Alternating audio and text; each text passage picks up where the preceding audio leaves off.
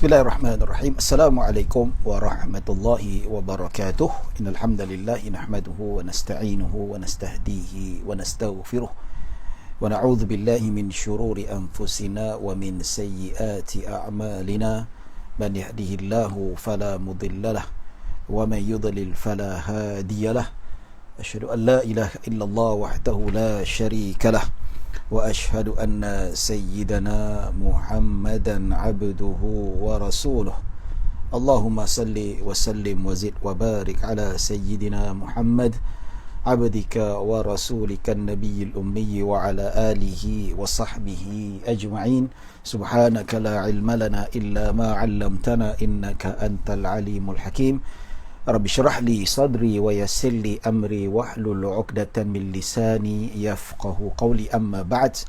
Alhamdulillah thumma alhamdulillah, bersyukur pada Allah Subhanahu wa taala atas nikmat serta limpahan kurniaan yang Allah Subhanahu wa taala berikan kepada kita, yang pada malam yang berbahagia ini kita dapat berkumpul dan kita dapat berhimpun pada malam yang berbahagia ini untuk kita meneruskan pengajian kitab Fiqh Manhaji jilid keempat, iaitu siri terjemahan yang diterjemahkan oleh Jabatan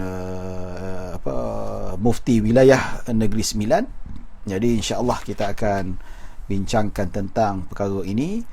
Yang mana tuan-tuan dan puan-puan dirahmati Allah Subhanahu wa taala, pada malam ini kita akan bincangkan bab berkaitan dengan nusyus. Apa itu hukum nusyus? Apakah disebutkan dengan sebagai nusyus? Maka tuan-tuan dan puan-puan dirahmati Allah Subhanahu wa taala, kita akan bincangkan pada malam ini insya-Allah dengan secara terperinci.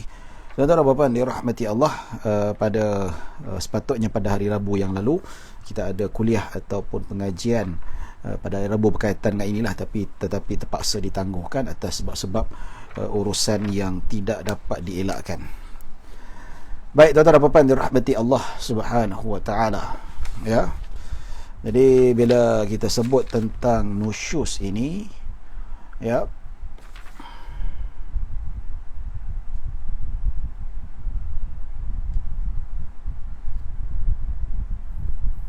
baik. Okey, ini ada disebutkan dalam beberapa kitab fiqh yang saya jadikan sebagai rujukan lah, ya. Tapi kita ada rujukan daripada kitab fiqh mazhab Imam Syafi'i, Fiqh Manhaji. Jadi insya-Allah pada kita akan masuk apakah yang dimaksudkan dengan nusyus itu.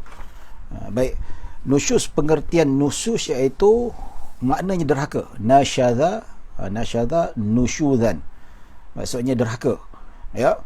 Isteri yang nusyus ialah isteri yang menderhakai suaminya dan mengingkari ketaatan terhadap suami yang diwajibkan oleh Allah Subhanahu wa taala. Maka ini kalau definisi ini tak kena pada tempatnya ataupun lari daripada definisi yang sebenar, maka kita lihat si isteri termasuk dalam kategori berderhaka pada suaminya. Menurut Ibnu Faris, perempuan yang nusyus ialah yang menderhakai suaminya. Ya. Maksudnya disebut wallati takhafuna nusyuzahun dalam Al-Quran. Allah Subhanahu wa taala menyatakan, dan perempuan-perempuan yang kamu bimbang melakukan perbuatan derhaka, yakni nusyus. Ya. Baik, apakah hukum nusyus? Nusyus hukumnya haram, jelas. Antaranya dia dalam keadaan sihat, dalam keadaan tidak sakit, yang mana isterinya diajak oleh suami supaya untuk mengadakan hubungan seksual. Itu tanggungjawab dia, tapi dia tolak.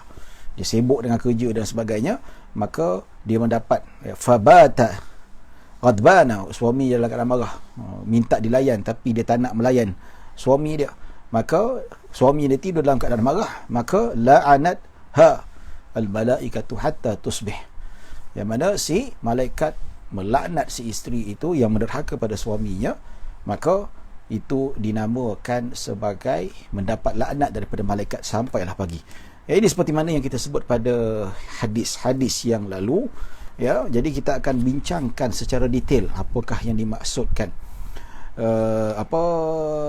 bab nusyus ini dengan lebih detail. Antara dalil lain wujudnya nusyus selain daripada Al-Quran, dalam hadis Nabi sallallahu alaihi wasallam, dalam hadis yang diriwayatkan oleh Imam Ahmad, Nabi sallallahu alaihi wasallam bersabda, "Walladhi nafsi biyadihi la tu'addil mar'atu haqqa rabbiha hatta tu'addi haqqa zawjiha.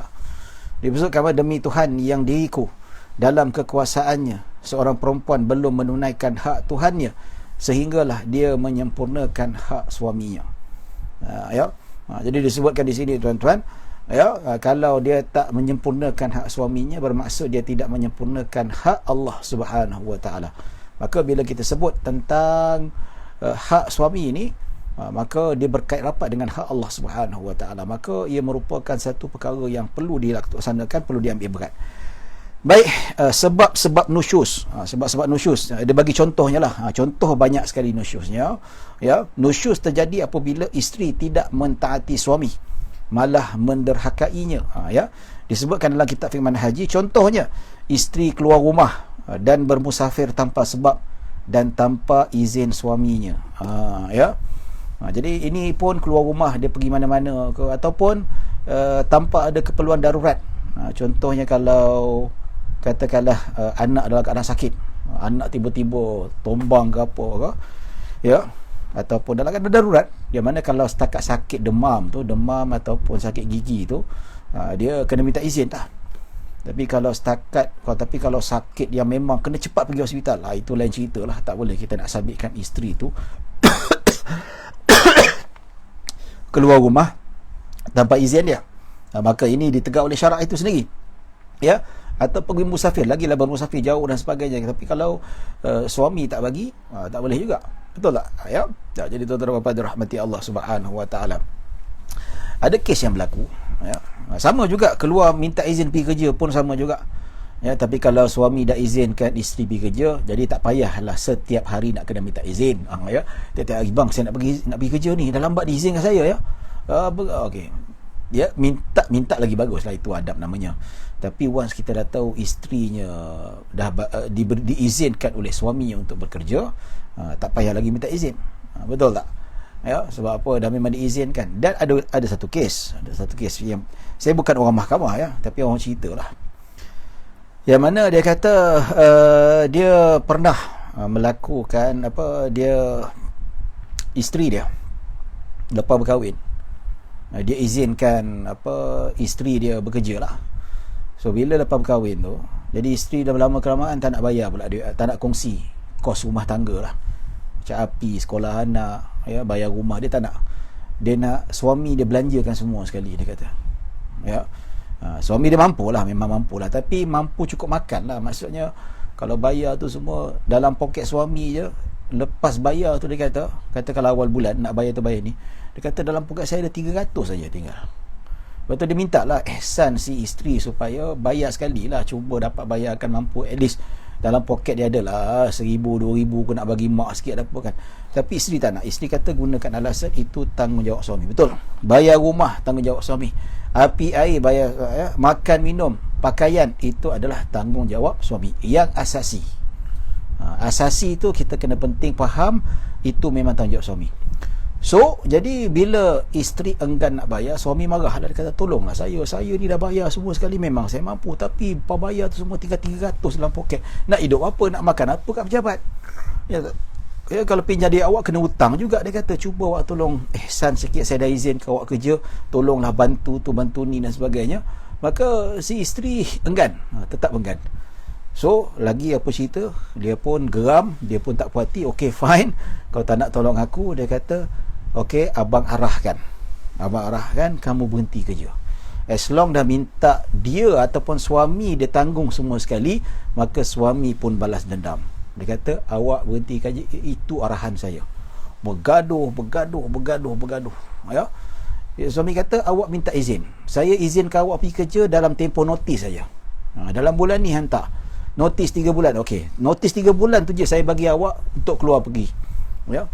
Tapi isteri tak letak notis, so bergaduh bawa ke mahkamah, tak, untuk disabitkan nusyus. Lalas akhirnya mahkamah menjatuhkan isterinya nusyus pasal apa? Tak taat pada suami dan keluar tanpa izin, kan? Keluar tanpa izin sebab apa? Suami dah tak izinkan bekerja. Betul tak? Jadi bila cerita pasal dendam, ini lain cerita tuan-tuan. Dendam tak dendam itu belakang cerita. Kita bukan nak cerita pasal dendam dan seumpamanya. Tapi kita nak cerita hukum. Nak ceritakan memang kalau si isteri kata betul, si suami wajib tanggung semua sekali, betul. Dia betul, apa dia cakap tu betul. Tidak ada sedikit pun salah, betul. Rumah apa semua tu. Dan bila cerita tentang hak dia, tapi bila cerita tentang hak suami pula dia ingkar. Suami ada hak untuk membenarkan isteri tak keluar bekerja. Yalah, dah tanggung semua sekali, nak apa lagi kata. Dia kata alasan kalau macam tu tak boleh nak pergi bercuti apa semua. Bercuti bukan daruriyat. Ya. Nak bayar kereta rumah itu bukan daruriyat. Dia tak. Ya, tanggungan bagi mak, suami nak tanggung mak pun sama juga. Jadi hakim mahkamah memang katakan bahawa untuk selesaikan masalah, dia kata isteri wajib ikut taat suami, berhenti kerja. Berhenti kerja, dan selagi mana dia tak taat pada suami dia, keluar bekerja, dan dia tidak berhak dapat nafkah. Pasal apa dia keluar rumah tanpa izin? Ini seperti mana disebutkan contohnya lah. Bukan berlaku zalim, tidak ya. Jadi bila duk bincang pakai orang tengah, lalas isteri sedar, dia kata okeylah bang, ya, bagi saya kerja dan saya bantu untuk tampung, bang, izinkan saya janji kalau abang terus bagi saya kerja, ya, mahkamah tarik saya punya nusyus, ya, kita kongsi bayar rumah, kita kongsi bayar api, bayar air. So suami pun setuju, okey, jadi alhamdulillah. Jadi mahkamah pun tak mengitlakkan ataupun tidak meletakkan si isteri itu sebagai orang yang derhaka, ya, dah tarik balik. Jadi itu tuan-tuan dan puan dirahmati Allah Subhanahu Wa Taala. Ini kes senario yang berlaku lah, ya. Jadi bukan kita nak menang mana-mana, tapi kita nak ceritakan tentang hak masing-masing. Masing-masing ada hak tertentu yang mana tak bolehlah kita nak kata isteri ni tak bolehlah, dia tak ada dia berhak untuk macam tu nak pergi kerja. Ya, memang berhak untuk kerja. Dia ada kelulusan, tapi bergantung pada izin suami. Ya tak? Jadi bila suami dah bagi kerja, timbang rasa lah, kecuali kalau memang suami dah kaya gila dah. Dia kerja tu nak isi masa lapang saja, nak ada kelulusan tapi nak bekerja, itu lain cerita lah.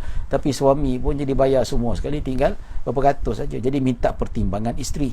So isteri tak pertimbangkan, dia gunakan hak dia, jangan keluar rumah pergi kerja. Nampak tu? Itu hak tak boleh nafikan dalam Al-Quran dan Sunnah. Dan bila mahkamah bila dengar macam tu, dia kata awak kena ikut cakap suami, sedangkan suami awak mampu untuk tanggung awak. Tapi kenapa awak nak bentak tu? Kalau saya tak kerja, macam mana nak berjalan, macam mana nak saya beli pakaian saya, nak beli saya punya make up apa semua tu kan. Pakaian tu selagi boleh pakai ya, ikut daruriyat. Ya, nak setiap bulan nak beli baju tu apa hal, itu bukan kepentingan, itu pembaziran dah nama dia, ya. Jadi ini falsafah nikah, falsafah tanggungjawab itu sendiri ramai yang tak tahu sebenarnya, tuan-tuan. Ya, sama ada suami terlalu mudah untuk melabelkan isteri sebagai nusyus ataupun tidak taat, manakala si isteri juga banyak salah faham tentang definisi nafkah suami. Ya, bagi dia nafkah suami tu makan mesti sekali 3-4 lauk, rumah mesti banglo. Tak betul. Betul tak? Ya, lepas tu dia kata nafkah tu kena bawa berjalan Langkawi sebulan sekali pergi mana, ya. Nafkah juga sebulan sekali kena tukar baju. Tak betul. Ya, baju setahun sekali okey lah macam tu kan. Makan apa ada, satu lauk satu nasi pun dah kira mampu dah.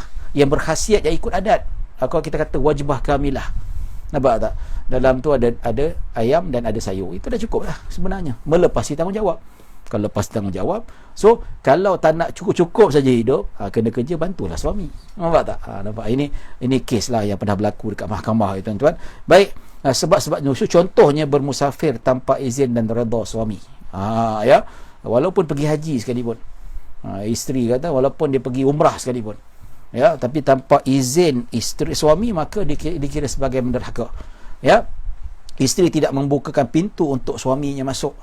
Ini kes disebutkan tidak membuka. Dan begitu juga, ini jenis suruh si suami tidur luar. Kes suami tidur luar ni memang banyak yang buat lawak dekat meja-meja ceramah ni, tuan-tuan, ataupun dekat drama-drama, ataupun dekat mana-mana maharaja lawak, dia buat tidur luar ni sebagai lawak, betul. Tapi kalau tabiat yang isteri suruh suami tidur luar ni, tuan-tuan, dia merupakan satu jenayah rumah tangga. Betul tak? Ya, suami pun takut bini dia pun tidur luar juga. Ya, tapi dalam keadaan takut dia marah. Geram betul dengan suami isteri. Aku nak tidur, dia tak bagi, dia suruh tidur luar. Derhaka, tuan-tuan. Ya, tak kasih masuk rumah, tak tak bukakan pintu bilik dan sebagainya. Ya, kecuali kalau dia kunci pintu rumah, tak bagi suami dia masuk. Pasal apa? Suami dia mabuk.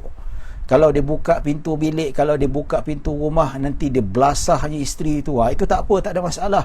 Ataupun takutkan keselamatan anak-anak dan seumpamanya, ataupun keselamatan harta benda, harta dia, itu tak apa.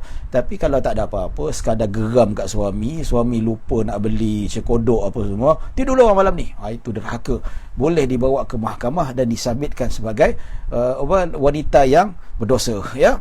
Baik, isteri enggan membenarkan suami menyetubuhinya tanpa keuzuran seperti sakit, ya. Tak sakit, sihat walafiat, tidak terlalu penat, maka dia tak nak layan suami dia, maka dia dikira sebagai derhaka.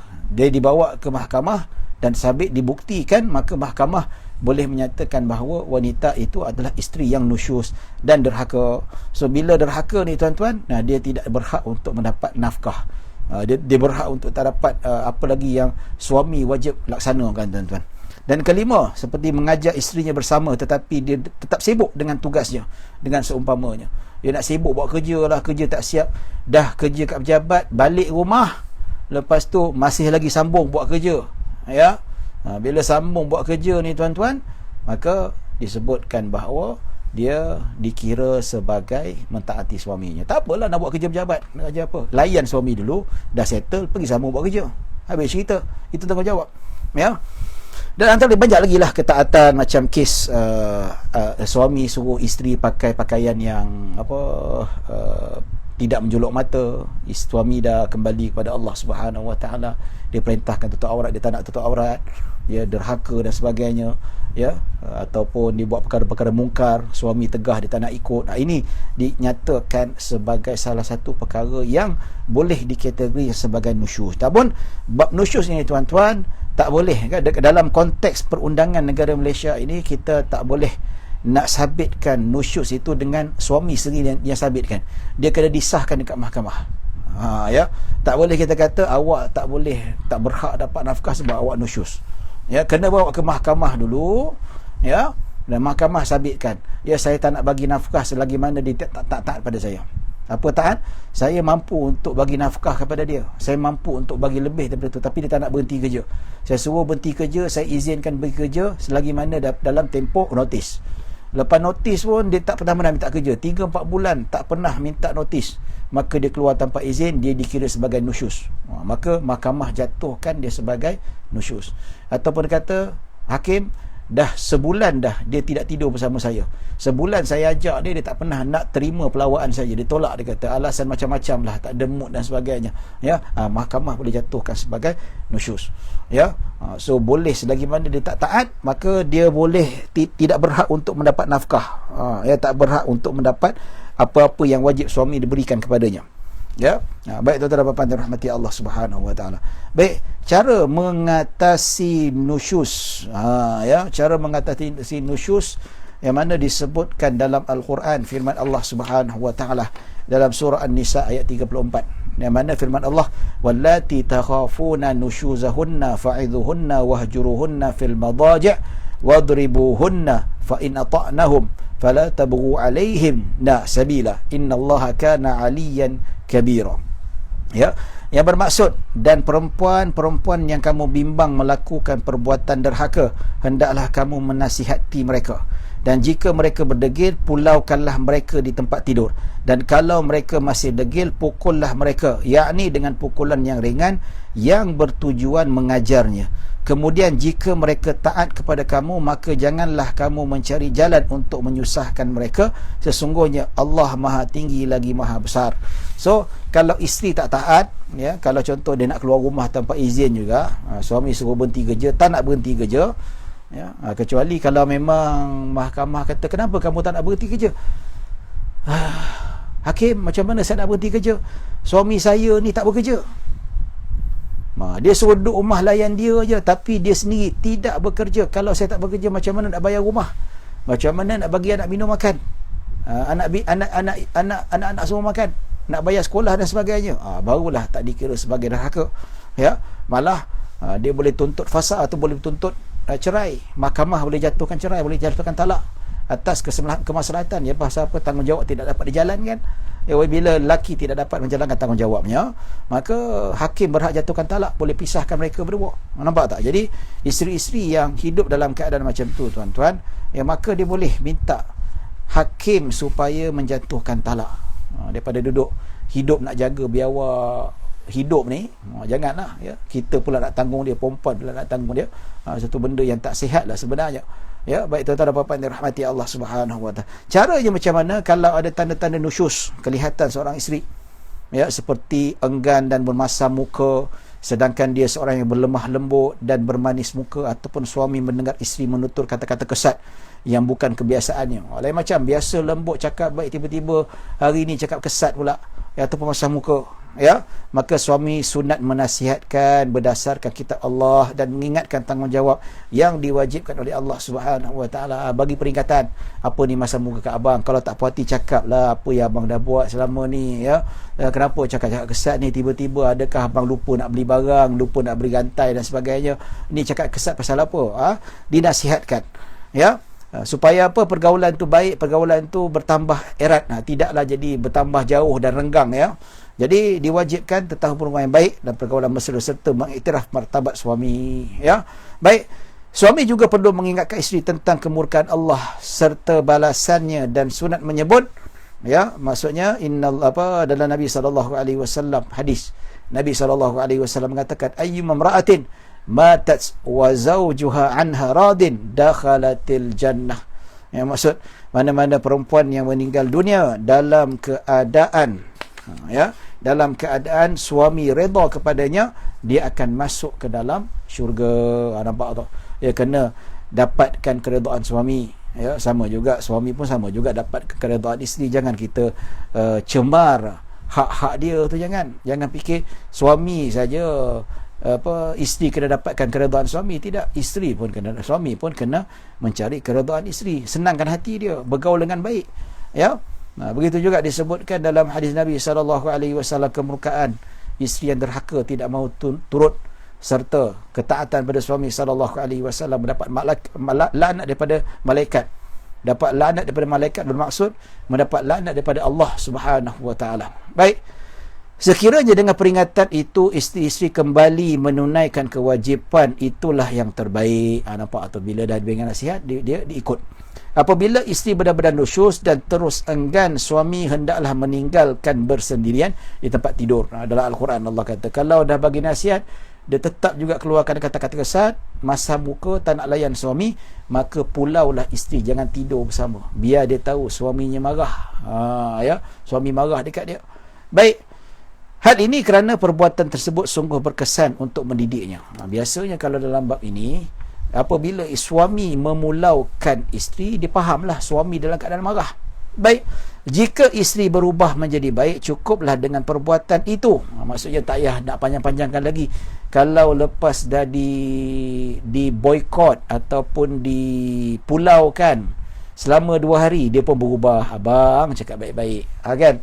Ataupun dia pun dah mula senyum dah, mula dah tegur dan sebagainya, maka di sini tuan-tuan, tak payah lagi kita nak pulau dia, tak payahlah suami nak pulaukan dia lagi, kembalilah balik tidur sama-sama, betul tak? Baik, sebaliknya jika isteri kembali nusyus dan terus ingkar, suami bolehlah memukulnya. Ni memukul ni golongan liberal marah sungguh ni, dalam Al-Quran, wadribuhunna, maksudnya pukullah mereka. Kalau mereka tak dengar juga, masih lagi bermasam muka, kata-kata kasar, boleh pukul. Tapi pukul macam mana? Bukan yang mencederakan tubuh badan, tidak mematahkan tulang, ataupun bukan bahagian muka yang boleh mendatangkan bahaya. Bukan pukulan yang menghayun macam tu. Pukul pakai tangan cukup, pukul macam ni, bukan lempang muka, pukul kat bahu ke, pukul kat peha ke, biar terasa sikit. Muka Nabi tak bagi. Nabi kata daripada para sahabat nak berlawan Gusti, nak lawan Gusti, tak boleh elakkan muka, jangan pukul muka. Sebab tu kalau ulama mengharamkan orang Islam untuk join tinju ni, ataupun yang macam Khabib tu, Khabib kan dia jenis tumbuk muka, itu jenis haram. Jenis kata Islam benarkan suami memukul isteri yang derhaka, dia lempang, itu salah. Lepas tu hayunan semacam. Dalam bab hudud, kalau nak pukul orang yang melanggar perintah Allah, hukum hududnya iaitu sebat 100 kali. Ya, iaitu tidak nampak ketiak. Maksudnya ada buku, kepit buku pak macam ni, pang pang. Pukul pun bukan yang hayun. Hayun seolah-olah macam kita kepit buku. Macam ni lah, pang. Marah macam tu. Nampak tak? Ya. Dan dalam tafsir Tabari ada tafsiran salaf, tafsiran bil ma'thur, dia kata kalau nak pukul, dia kata dengan alat sebesar kayu sugi. Ini kayu sugi lah, besar je ni kan. Sakit tak? Sakit tapi sikit, tak banyak mana lah sakit dia. Nampak tu? Pukul pun tak boleh pukul muka, dan pukul tak boleh hayun. Nampak tak? Ya, pukul macam ni aja, macam ni aja, itu boleh. Pasalnya apa? Kenapa tak boleh sakit? Kenapa tak boleh cedera? Sebenarnya nak pukul tu nak tunjuk marah sebenarnya. Itu saja. So pukul dalam Islam, pukul yang sangat berhemah. Sebab tu kalau dalam mahkamah, kalau yang pukul tu hakim tanya, macam mana suami pukul? Dia pakai tali pinggang. Oi, teruk dalam Islam benda akan kayu sugi je ini ya. Paling afdal pakai tangannya, itu saja. Ini pakai tali pinggang, pakai rotan. Memang ini bukan isteri yang nusyus, suami yang nusyus. Nampak tak? Nampak tak? Jadi tuan-tuan dan puan-puan dirahmati Allah Subhanahu Wa Taala, maka memukul dengan tidak menghayun seperti seolah-olah kita kepit buku. Tak boleh lempang, haram. Nabi ada hadis, Nabi kata jangan pukul muka orang kalau nak lawan gusti sekalipun. Itu lawan gusti saja-saja ya. Tapi apatah lagi kalau yang pukul isteri, lagilah tak boleh. Nak pukul gunakan peralatan, tak boleh gunakan rotan panjang macam tu, tak boleh gunakan beluti kayu tali pinggang, tak boleh. Dia paling besar pun sebesar kayu sugi, pendek macam ni ya tuan-tuan. Kayu sugi zaman Nabi besar macam tu ya. Tak ada besar macam ni lah, nampak tu. Kecil ya. Nampak tak? Ya. Jadi kayu siwak tu tak panjang mana lah, itu pun jadi tak adalah rasa sakit macam mana. Jadi terbukti kalau kita buka Al-Quran, kalau kita baca secara literal, nampak macam zalim. Sebab itulah Al-Quran tak boleh faham secara literal. Al-Quran kena faham secara berhemah dengan metod yang betul. Kita kena buka tafsirnya, kita kena faham betul-betul apakah yang dimaksudkan tafsiran dalam Al-Quran itu sendiri. Barulah betul, barulah kita dapat makna yang sebenar. Jadi jelas kalau kita buka tafsir, bagaimana tafsiran Nabi SAW, darban ghaira mubarrihin, pukulan yang tidak mencederakan. Yang mencederakan termasuklah tidak meninggalkan parut. Jangan sampai bengkak-bengkak, tak boleh. Ya. Dan tafsir di kalangan para sahabat disebutkan bahawa tidak boleh lebih daripada sebesar kayu sugi sewa, macam pen ni lah.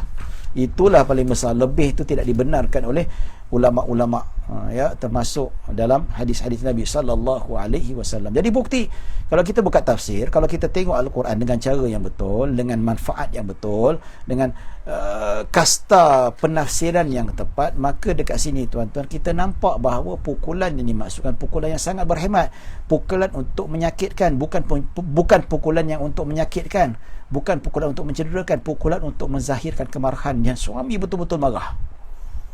Macam kita kan, macam saya dengan anak saya yang tak sembahyang tu, saya pukul bahu dia, pap, lempang bahu macam ni. Tak sakit pun, sakit sikit lah. Nak ceritakan dia dah pukul berapa ni, lagi setengah jam asal nak masuk tak sembahyang, saya pukul bahu dia, pap, macam tu. Macam tu lah artinya, marah sangat. Ya, yalah anak boleh pukul lah, dah umur 10 tahun, tak sembahyang kita boleh pukul dia, tapi pukul macam tu jugalah, bukan pukul yang boleh mencederakan. Betul tak? Itu terdapat dirahmati Allah Subhanahu Wa Taala. Jadi tentang hal ini, maka kalau lepas pukul isteri berubah, jangan pukul lagi.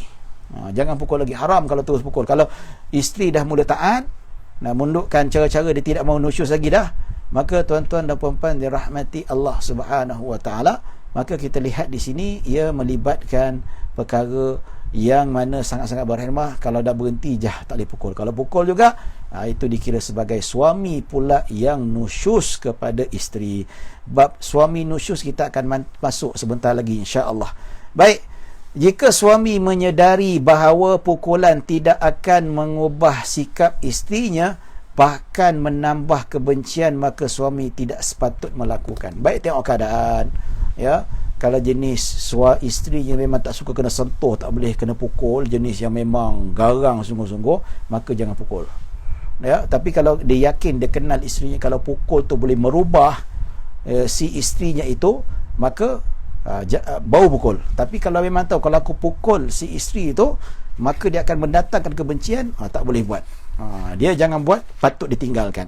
Baik, kalau dia rasa tak boleh pukul ataupun pukul tak bergerak juga, maksudnya perselisihan antara suami isteri tidak mampu diselesaikan, maka hendaklah dibawa kepada hakim, dan hakim melantik orang tengah, dua orang tengah iaitu suami dan isteri. Suami dan isteri itu wakil daripada suami dan wakil daripada keluarga suami dan wakil daripada keluarga isteri. Dijadikan. So orang tengah ini hendaklah berusaha sedaya upaya untuk mendamaikan suami isteri tersebut. Damaikanlah, bincang macam mana. Ya, kadang-kadang dia kenapa isteri tu nusyus kadang-kadang sebab suami dia begini. Ya. Dan kadang-kadang dia ada kawan saya cerita dia kerja kerajaan. Dia ni kadang-kadang dia dingin dengan suami dia. Dingin dengan suami dia. So bila cek tanya-tanya, rupanya ini bukan cerita lucah lah, cerita pasal dia kata rupanya suami dia ni lemah tenaga batin. Nampak tak? Lemah tenaga batin maksudnya setiap kali diranjang, suami dia isteri tak pernah rasa kepuasan. Maksudnya yalah, mungkin itu masalah kelamin lah, masalah, takkan saya nak cerita detail lah. Jadi bila disiasat, rupa-rupanya suami isteri ni tak layan dengan baik, boykot dan sebagainya. Pasal apa? Sebab suami dia ada sedikit kelemahan tenaga batin kat situ. So bila dah orang tengah dapat tahu dah benda macam tu, maka dapat diselesaikan. So macam mana? Suami jumpa doktor, selesai masalah. So bila selesai masalah, harmoni rumah tangga. Nampak tak? Jadi kadang-kadang orang tengah ni dia untuk membantu, untuk mendampaikan. Ya. Baik tuan-tuan dan puan-puan dirahmati Allah Subhanahu Wa Taala. Maka jikalau kedua-dua pihak tidak dapat persetujuan ataupun tidak dapat menyelesaikan, maka tidak berjaya, maka suami hendaklah mewakilkan orang tengah untuk menceraikan isterinya. Ya, jadi orang tengah untuk menceraikan dan tebus talak. Nampak tak? Ya, kalau derhaka ni disebabkan si isteri ni tidak ada jalan penyelesaian, dah gunakan orang tengah, dan bila gunakan orang tengah tak berjaya juga, maka terpaksa bercerai. So bila bercerai, suami boleh tuntut khuluk ataupun tebus talak. Ya, engkau yang buat derhaka, engkau tak dengar taat ni, tapi aku terpaksa ceraikan kau disebabkan kau derhaka, maka kau kena bayar tebus talak. Tebus talak tu dipersetujui berapa? 10,000, 20,000, maka ditalakkan. Ya, maka isteri juga mewakilkan orang tengahnya untuk menyerahkan bayaran tebus talak tersebut sekiranya dia orang yang berakal dan menerima talaknya. Kalau isteri itu berakal, tapi kalau isteri itu jenis tak berakal, jenis orang kurang siuman dan sebagainya, ataupun dia jenis ialah seperti boleh macam wanita yang tidak siuman boleh berkahwin. Kalau suami dia redha lah kan. Kalau isterinya itu disleksia contohnya, boleh. Ataupun dia Down syndrome, boleh kahwin, tak ada masalah. Tapi kalau memang suami dia setujulah, sanggup jaga dan sebagainya. Tapi kalau jenis isteri macam tu, tak boleh nak tebus talak. Ya, dia sendiri pun duit tak ada dan sebagainya. Ya, baik, dan menerima talak. Baik, maksudnya kalau isteri terima talaknya, maksudnya dia bersetuju, dia tak nak dengar cakap suami dia juga, dia tetap juga nak derhaka, maka dia setuju untuk talak dan dia wajib bayar tebus talak. Kecuali kalau suami kata tak apalah, tak bayar tebus talak pun tak apa, itu hak kamu, yang penting aku lepaskan kau, dah tak nak jaga kau lagi dah. Nampak tak? Derhaka ya. Ya, baik. Penceraian suami isteri tersebut boleh diputuskan. Maksudnya penceraian suami isteri tersebut boleh diputuskan oleh orang tengah. Kedua-dua orang tengah belah pihak, jika mereka mendapat pendapat itu yang paling betul, ya. Tapi jika kedua-dua orang pendamai tidak sependapat, masing kata cerai, masing satu lagi kata diteruskan, kata cerai, wakil suami pula kata didamaikan lagi, tak bersepakat. So macam mana? Maka hendaklah dibawa kepada hakim, ya, menghantar. Maksudnya bukan hakim cari lagi dua orang pendamai lain. Tak boleh jalan, okey, cari dua pendamai lain, dua belah pihak, suami dan isteri dipanggil, ya. So bila dah panggil pendamai lain, cuba diusahakan. Tu tak boleh juga pendamai yang ni juga, maka barulah hakim hendak menghukum ke sesuatu hukum itu, hakim yang meletakkan hukuman. Macam mana? Sama ada cerai ke, ataupun dijatuhkan talak, ataupun khuluk dan seumpamanya. Ya. Jadi tuan-tuan, prosesnya macam tu diikutkan. Pertama nasihat. Ya. Kalau tak dengar cakap derhaka juga, diteruskan dengan apa? Diteruskan dengan isolated, di pulau, dipisahkan tempat tidur. sampai dia itu mentaati suami dia. Kalau tak taat suaminya juga, ya, dipukul. Kalaulah pukul itu diyakini boleh merubah isterinya dan tidak menimbulkan kebencian. Dan pukulan tidak mencederakan, tak boleh pukul muka, tak boleh hayun tinggi-tinggi macam kita hayun pakai kepit ketiak macam tu.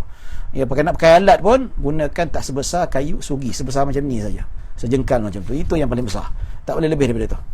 Ya, tidak mencederakan dan tidak meninggalkan parut dan tidak mematah tulang. Itu haram.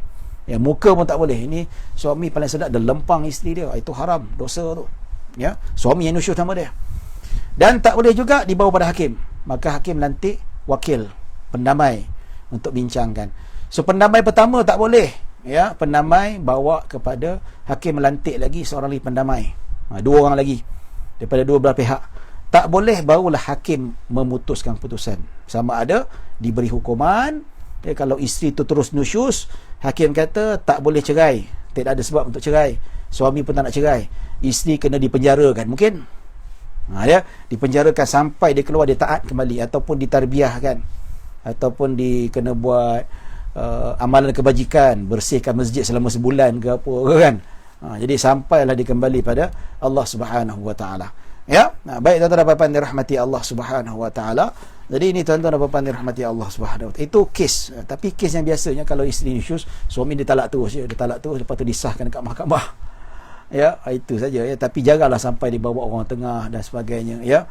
Jadi tuan-tuan dan puan-puan dirahmati Allah Subhanahu Wa Taala. Baik, suami yang suami nusyus pula. Apa yang dimaksudkan dengan suami nusyus? Ya.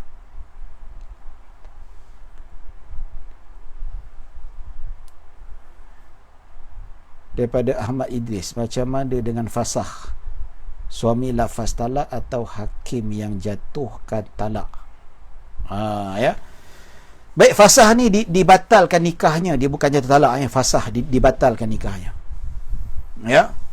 Jadi kalau macam kata, kalau apa, fasakh ni hakim batalkanlah. Contohnya kalau ada benda-benda yang insya-Allah kita akan masuk bab talak nanti.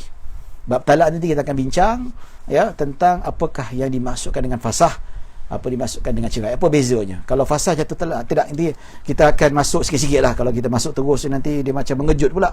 Yang nanti tak lama lagi kita akan masuk bab talak nanti insya-Allah. Bersurat apa? Tak jauh lagi, lebih kurang dalam 15 muka surat. Tak panjang lagi ya. Encik Ahmad Idris Naimullah. Ya. Baik. Okey. Suami nusyus, suami yang menganiaya isteri dan tidak menyukainya, ya, seperti tidak memberi hak giliran bermalam, nafkah atau mengasari dengan perkataan atau perbuatan. Isteri hendaklah menasihati suami dan mengingatkan tanggungjawab dengan menyebut firman Allah Subhanahu Wa Taala, wa ashiruhunna bil ma'ruf fa in karahtumuhunna fa asa an takrahu syai'an wa yaj'alallahu fiha khairan katsira. Surah An-Nisa ayat 19. Ya, maksudnya dimaksudkan suami yang nusyus, yang dia buat penganiayaan pada isteri, tak bagi nafkah, tak sediakan tempat tinggal, ya, tak memberi haknya kepada isteri tuan-tuan, dan begitu juga mengeluarkan kata-kata kesat, apatah lagi memukul. Itu nusyusnya suami. Ya, kalau bercerita pasal nusyus, bukan isteri saja, tapi dalam kehidupan masyarakat kita ni ramai yang fikir nusyus ni pada isteri saja, sedangkan suami pun ada nusyus. Disebutkan mengasari, ya, tak laksanakan tanggungjawab, itu dinamakan sebagai nusyuz. Nampak tak? Ya. Dan begitu juga kalau dalam mazhab Syafi'i, nafkah batin ya. Dalam mazhab Syafi'i pendapat muktamad, dia bukan tanggungjawab suami, dia disunatkan ya. Tapi kalau ikut dalam konteks sekarang, saya lebih suka ataupun lebih bersetuju pendapat yang kedua dalam mazhab Syafi'i, iaitu suami harus memberi nafkah batin kepada isteri. Pasal apa? Ini bagi saya lebih tepat dengan fitrah manusia. Ya, kalau isteri tidak diberi hak, maksudnya suami tidak diwajibkan ke atasnya untuk mendapatkan nafkah batin, maka ini bertentangan dengan fitrah manusia. Manusia perlukan seks, perlukan hubungan, itu fitrahnya. Kalau tidak, kenapa kahwin? Betul tak? Ya, kalau ditinggalkan macam tu, saya tak boleh. Ya, apatah lagi kalau yang berpoligami, bila dah bersama-sama, isi sana pun, yang satu lagi pun berhak untuk mendapat haknya bermalam, bertujuan berkelamin. Ya, berkata kesat, contohnya duk maki isteri, torture otak ni, oi bodoh, itu nusyus. Ya, so macam mana kalau isteri macam tu yang jadi pukul, yang kata-kata kesat, yang masa muka, yang tak pernah senyum, garang semacam ini, ya, maka dia hendaklah memberi nasihat kepada suami dengan sebut ayat ni. Bang, dengar bang, dalam Al-Quran, wa'ashiruhunna bil ma'ruf, bergaullah kamu dengan isteri-isteri kamu dengan cara yang baik. Ini kata bodoh lah, awak bebal lah, awak perempuan apa tahu, masak je tahu, kecil hati. Nampak tak? Ya, jadi ini benda-benda yang perlu dielakkan, tak boleh dibuatkan. Ya, jadi disebutkan dalam Al-Quran, inilah diperintahkan dalam hadis Nabi SAW, seperti mana diriwayatkan daripada Sayyidah Aisyah radhiyallahu anha. Nabi SAW bersabda, khairukum li ahlihi wa ana khairukum li ahli. Yang bermaksud, Aisyah radhiyallahu anha bersabda, sebaik-baik kamu ialah orang yang berlaku baik kepada ahli keluarganya, dan akulah yang terbaik melakukan kepada ahli keluargaku. Maksud isteri lah, tuan-tuan. Ya, dalam hadis Nabi SAW sabda, istausu bin nisa'i khaira. Nabi kata, terimalah nasihat daripada orang perempuan yang baik. Ya, maksudnya berlakulah baik kepada wanita itu sendiri, berlaku baik ataupun berbuat yang makruf kepada perempuan, bukan kasari. Ya, isteri juga hendaklah memberi amanah kepada suami tentang balasan perbuatan zalim. Maksudnya kalau perbuatan zalim, jika suami berubah, itulah sebaik-baiknya. Kalau tidak, dia akan mendapat kemurkaan daripada Allah Subhanahu wa taala. Ya. Baik, kalau dah dibagi nasihat, abang kenapa tak tegur saya ni, kenapa tak tidur dengan saya ni, kenapa tak bagi nafkah saya ni, tak sediakan ni barang dapur, tak beli apa semua. Degil juga, jika tidak, hendaklah dia mengadu pada hakim untuk mendapatkan haknya. Ya, dia boleh bawa, dia panggil lawyer. Sekarang ni kalau yang mampu dibayar lah, kalau yang tak mampu, dia boleh ambil perkhidmatan guaman negara lah, free, yang tak payah bayar punya, dia boleh minta. Itu maksudnya yang nak tuntut tu, maksudnya kerajaan yang bayar. Ya, buat aduan, isteri suami saya nusyus, tak bayar nafkah, ataupun suami saya tak layan saya, masam muka, ataupun keluarkan kata-kata kesat. Dia boleh buat adu kat mahkamah. Ada peruntukan, tuan-tuan. Cuma kita tak tahu saja. Ini ada yang pendam sampai 10 tahun, suami duk maki, duk kutuk-kutuk dia, tuan-tuan. Ya. Abdul Rani Irfan lagi tanya. Ya. Dia tanya ni, Rani tanya lagi soalan. Ya. Baik, tuan-tuan dan puan-puan dirahmati Allah Subhanahu wa taala. Ya, orang yang paling rajin tanya soalan, nanti saya akan jawab. Baik. Okey. Jadi dia boleh mengadu ke hakim. So hakim buat apa? Hakim memerintahkan suami untuk mengembalikan hak dia. Ya, mengembalikan hak, perintah. Hakim boleh perintah. Okey, dah balik, maka perangai buruk masih dilakukan, tidak berubah, ya, mengulanginya, maka hakim boleh bagi tindakan. Hakim dia tak jatuhkan cerai dulu, dia bagi tindakan saman ke, ataupun masuk penjara, penjara 7 hari ke. Kalau kamu tak berubah, balik masih maki-maki isteri, masih pukul isteri, kamu akan dimasukkan penjara dan sebagainya. Ya, maka tuan-tuan dan puan-puan dirahmati Allah Subhanahu wa taala, tak boleh juga, maka macam biasa panggil orang tengah. Panggil orang tengah macam tadilah, orang tengah untuk apa dibuat juga. So kalau tak boleh juga, maka tak boleh berdamai, maka orang tengah putuskan untuk bercerai. So bercerai, isteri tak payah bayar tebus. Tak ada tebus talak. Sebab apa? Yang derhaka nusyus ni daripada pihak suami. So suami kena jatuhkan talak, dan isteri tak perlu bayar tebus talak. Nampak tak?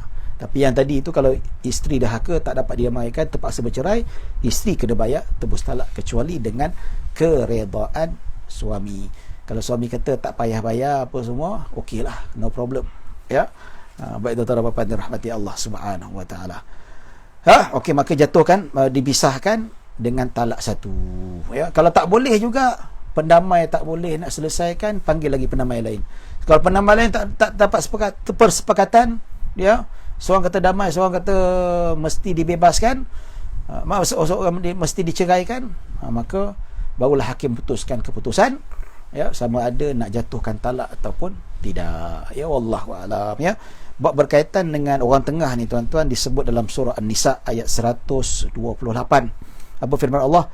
Wa in imra'atun khafat min ba'liha nushuzan aw i'radan fala junaha 'alaihima ay yusliha bainahuma sulha wa sulhu khairun wa uhdiratil anfusus syuh wa in tuhsinu wa tattaqu fa innallaha kana bima ta'maluna khabira. Yang bermaksud, dan jika seorang perempuan bimbang akan timbul daripada suami yang nusyus, ya, kebencian, ya, begitu juga kalau ya tak bagi nafkah tanggungjawab dan seumpamanya, atau tidak melayaninya, termasuklah tak bagi nafkah batin dan seumpamanya, maka tiadalah salah bagi mereka, yakni suami isteri, membuat perdamaian di antara mereka berdua secara yang sebaik-baiknya, kerana pendamaian itu lebih baik bagi mereka daripada bercerai-berai dengan sifat bakhil kedekut, tidak suka memberi ataupun bertolak ansur. Itu memang tabiat semula jadi yang ada pada manusia.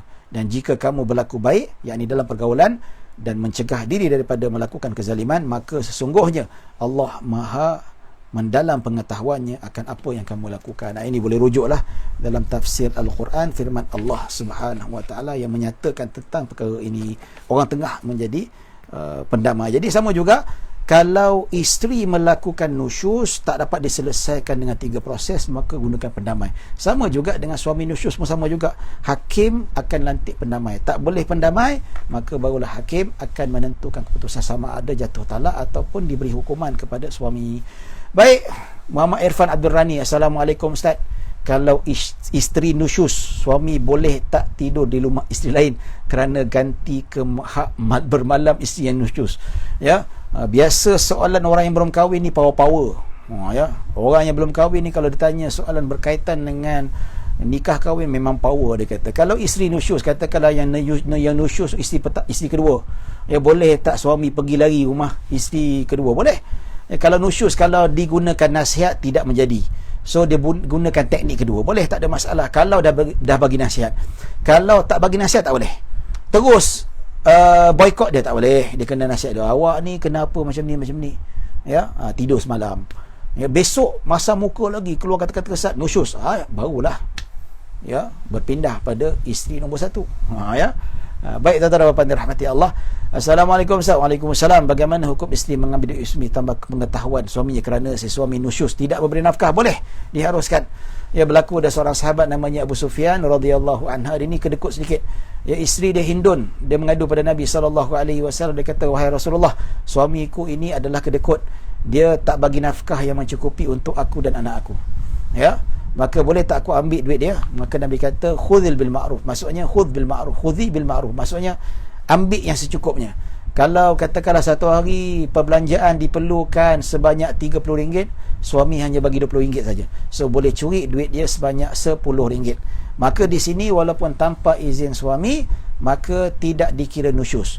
Kalau suami bawa mahkamah, dia nusyus pasal apa, ambil duit tanpa izin suaminya, maka isteri boleh dispute balik, boleh bantah balik.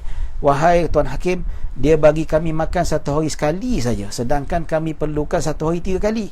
Sarapan pagi anak kami nak sekolah, ya 1 kali saja, sebab itulah saya mencuri. Maka Hakim kata, dalam hal ini isteri tidak menderhaka, suami yang kena hukuman daripada hakim itu sendiri. Ya tuan-tuan dan puan-puan dirahmati Allah Subhanahu wa taala. Ya, tidak dikira sebagai nusyus. Kalau dah cukup dicuri juga, itu dikira sebagai nusyus. Boleh dibawa mahkamah, ya, boleh ditetapkan dan seumpamanya, boleh diberi hukuman. Ya. Baik, kalau dia mengambil lebih daripada cukup, ya, pun tak boleh juga. Katakanlah suami hanya bagi RM20, sepatutnya perbelanjaan satu hari RM30, ya, dia bagi RM20 saja. Maka di sini kalau kita lihat bahawa dia mencuri RM20, maka yang RM10 lebih itu dikira sebagai nusyus, maka berhak suaminya menjatuhkan hukuman yang disebutkan dalam Al-Quran. Wallahu a'lam. Dan tak boleh juga dia masih mencuri juga lebih daripada kecukupan, ya, maka dibawa ke mahkamah. Bila bawa mahkamah, dua-dua kena hukuman. Suami bagi nafkah tak cukup dan isteri berlebih-lebih ambil duit suami, ya, mengikut kebijaksanaan hakim untuk menjatuhkan hukuman. Wallahu ta'ala a'lam.